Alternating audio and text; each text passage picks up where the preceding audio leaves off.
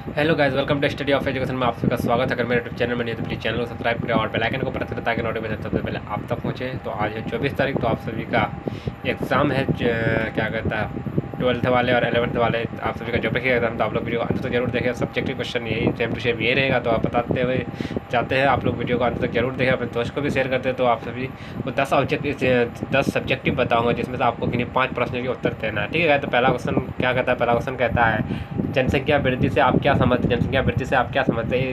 इसका right answer क्या होगा?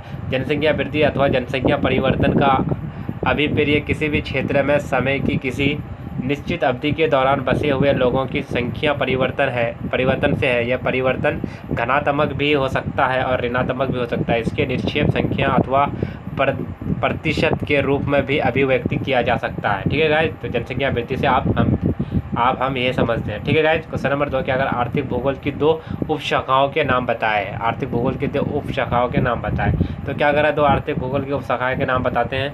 आर्थिक भूगोल की कई अन्य उपशाखाएं हैं, है ना गाइस? कृषि भूगोल, वाणिज्य भूगोल, संसाधन भूगोल, परिवहन भूगोल, विनिमय उद्योग आदि, जिसमें भूतल पर मानवीय आर्थिक क्रिया एक जैसे स्थान से दूसरे स्थान पर की जाने वाली विभिन्नता का अध्ययन किया जाता है। इसके अंतर्गत विभिन्न प्रकार की आर्थिक क्रियाओं के वातावरण प्रतिरूप उन कारकों के परिक्रमों का अध्ययन किया जाता है। तो भूतल पर इन प्रतिरूपों के क्षेत्र का विभेदशीलता का प्रभावित करता है। ठीक है, अगर मेरे चैनल को अभी तो प्लीज सब्सक्राइब करें और बेल आइकन को प्रेस करें ताकि नोटिफिकेशन सबसे पहले आप तक पहुंचे। क्वेश्चन नंबर 3 क्या कर रहा है? शंभवाद की धाराएं किस बताया। ठीक है गाइस, इसका आंसर जो होगा, फ्रांसीसी विद्वान ने इस संबंधवाद का नाम दिया है। विचारधारा के विद्वानों मत है मानव कृति के तत्व के चुनने के लिए स्वतंत्र होता है। स्वतंत्र संभावना और मनुष्य का विचार कहीं अन्यथा नहीं होता, बस सब जगह मानव संबंधवाद का माना जाता है। मनुष्य प्राकृतिक अधीन यह है जो पर्यावरण नित्यवाद माना जाता है, ना ही प्राकृतिक मानव को अपने अधीन बनाती है।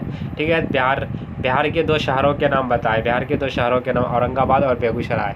ठीक है गाइस, क्वेश्चन नंबर 5 देते। क्वेश्चन नंबर 5 क्या करा? अप्रवास से आप क्या समझते हैं? अप्रवास से आप क्या समझते हैं? उत्तर, अप्रवास किसी भी भौगोलिक इकाई से किसी अन्य भौगोलिक इकाई में व्यक्तियों के आकर बस जाने को कहते हैं, जिसमें व्यक्ति कहीं और से आकर किसी स्थान पर बस जाता है। ठीक है गाइस, क्वेश्चन नंबर 5 क्वेश्चन बता दिए। आप इसमें बताना आपको 11 नंबर से 15 नंबर तक करीब 3 प्रश्न के उत्तर देना है। तो गाइस, हम शॉर्टकट बताते हुए जा रहे हैं, आप लोग वीडियो को आते तो जरूर देखें। क्वेश्चन नंबर 11 क्या कर? निश्चयवाद की धारणा की व्याख्या करें। पर्यावरणीय निश्चयवाद अथवा पर्यावरणीय निश्चयवाद मानव भूगोल की एक प्रमुख विचारधारा है, जिसमें माना जाता है कि पर्यावरण किसी भी क्षेत्र के मानव एवं समाज बौद्धिक अभिलक्षणों को निर्धारित करता है।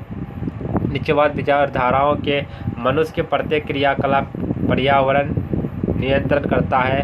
निश्चयवाद के समर्थक यह मानते हैं कि भौतिक कारक जैसे जलवायु, प्राकृतिक वनस्पति मानव के समस्त क्रियाकलापों, जीवन शैली आदि को निर्गित करता है। ठीक है गाइस, अगर मेरे चैनल को अभी तक सब्सक्राइब करें और बेल आइकन को प्रेस करें ताकि नोटिफिकेशन सबसे पहले आप तक पहुंचे। और मेरे व्हाट्सएप ग्रुप और टेलीग्राम ग्रुप से अभी तक नहीं जुड़े हैं तो आप लोग इस नंबर पर SMS करें, आप सभी को ऐड कर दिया जाएगा। ठीक है गाइस, तो आपको 12वां क्वेश्चन बताते हैं। प्रवास का किन्हीं 2 प्रवास के इकाई का उल्लेख करें। ठीक है, प्रवास की इकाई का उल्लेख करने बोलता है, तो प्रवास की इकाई का उत्तर, प्रवास के लिए कारक जिम्मेदार इनमें से सबसे प्रमुख सामाजिक, राजनीतिक, आर्थिक, पर्यावरणीय समझना महत्वपूर्ण है। प्रवासन यह प्रक्रिया मूल देश साथ साथ गंतव्य देश दोनों के लिए है। जैसे फायदेमंद अंत प्रवासन के लिए समावासी नीति आवश्यकता है। जैसे भारत में लोग ग्रामीण नगरीय क्षेत्र में मुख्यतः गरीबी, बेरोजगारी, भूमि जनसंख्या के भरण पोषण आदि दबाव अवसर जैसे स्वास्थ्य, बिजली, परिवहन, मनोरंजन आदि इत्यादि अभाव के कारण प्रवास करते हैं। प्रवास के लिए कारक जिम्मेदार और इनमें सबसे प्रमुख सामाजिक, राजनीतिक, आर्थिक, पर्यावरण है। यह समझना महत्वपूर्ण है कि प्रवास की यह प्रक्रिया मूल्य देश के साथ साथ गणतंत्र दोनों के लिए है फायदेमंद है। अतः प्रवास के लिए समावेशी नीति आवश्यक है। अगर मेरे चैनल को अभी तक सब्सक्राइब करें और बेल आइकन को प्रेस करें ताकि नोटिफिकेशन सबसे पहले आप तक पहुंचे। तो आप लोग तैयार हो जाइए, आप सभी का एग्जाम है आज।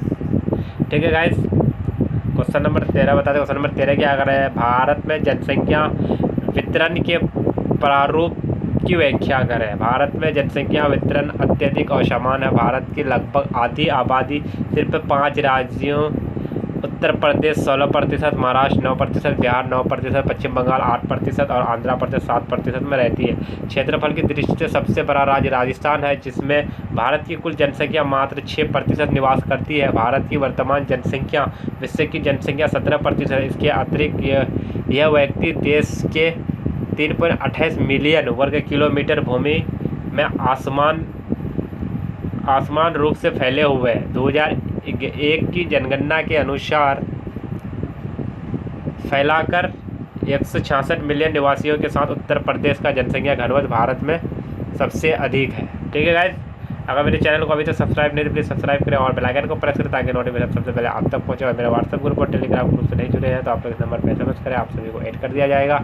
तो गाइस मिलते हैं नेक्स्ट वीडियो में, जब तक के लिए bye bye all of you, thank you.